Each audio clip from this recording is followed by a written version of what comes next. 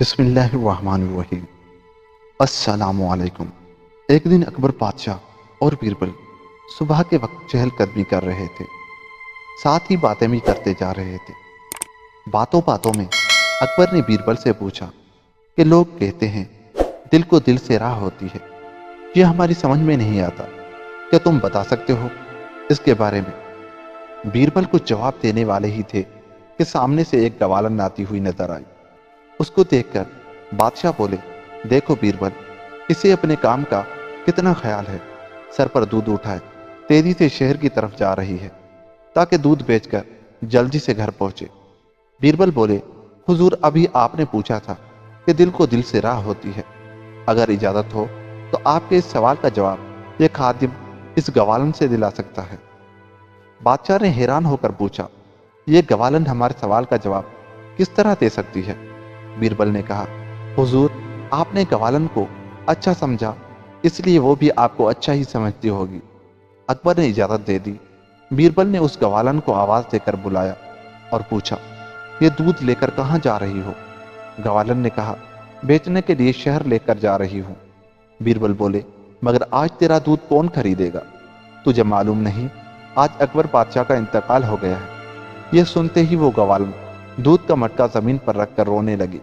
بیربل نے پوچھا، تم رو کیوں رہی ہو؟ ہمارا بادشاہ مر گیا اور تم کہہ رہے ہو رو کیوں رہی ہے؟ ہمارا بادشاہ کتنا رحم دل اور انصاف پسند تھا، ہم سب سے کتنی محبت کرتا تھا، اب ایسا بادشاہ کہاں پیدا ہوگا؟ یہ کہہ کر پھر وہ زاروں قطار رونے لگی۔ تب بیربل ہنس کر بولے، ارے میں تو مذاق کر رہا تھا، تم نے خواہ مخواہ اپنے دودھ کا نقصان کیا، اکبر بادشاہ تو زندہ ہے۔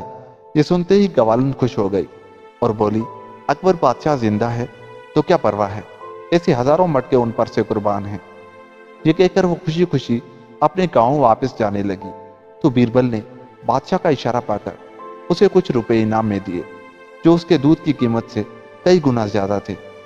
گوالن کے جانے کے بعد بادشاہ بیربل سے بولے، تمہاری بات ٹھیک ہی معلوم ہوتی ہے۔ یہ کہہ کر وہ پھر ادھر ادھر کی باتوں میں مشغول ہو گئے۔ تھوڑی ہی دور گئے ہوں گے کہ ایک گھسیارا گھاس کھودتا ہوا نظر آیا۔ بادشاہ بیربل سے بولے، دیکھو کتنا گندا آدمی ہے، تمام جسم اور کپڑے مٹی میں بھرے ہوئے ہیں، معلوم ہوتا ہے کئی دن سے نہایا بھی نہیں ہے، مگر اس کو پرواہ نہیں ہے، انسان کی بجائے بھوت معلوم ہوتا ہے۔ بیربل بولے، حضور نے گوالن کے متعلق اچھی رائے ظاہر کی تھی، اس لیے وہ بھی آپ کو اچھا ہی سمجھتی تھی، جس کا تجربہ ابھی ہو ہی چکا ہے۔ اب آپ تصویر کا دوسرا رخ بھی ملاحظہ فرمائیں۔ یہ کہہ کر بیربل گھسیارے کے پاس گئے اور اس سے پوچھا، گھاس کھود کر تم کیا کرو گے؟ اس نے کہا، شہر لے جا کر بیچوں گا۔ بیربل بولے، مگر آج تمہاری گھاس خریدے گا کون؟ کیونکہ شہر میں تو اب تری پھیلی ہوئی ہے، سنا ہے آج اکبر بادشاہ اس دنیا میں نہیں رہے۔ گھسیارے نے جل کر کہا، اس منحوس کو بھی آج ہی مرنا تھا، مر گیا تو مرنے دو، مجھے کیا۔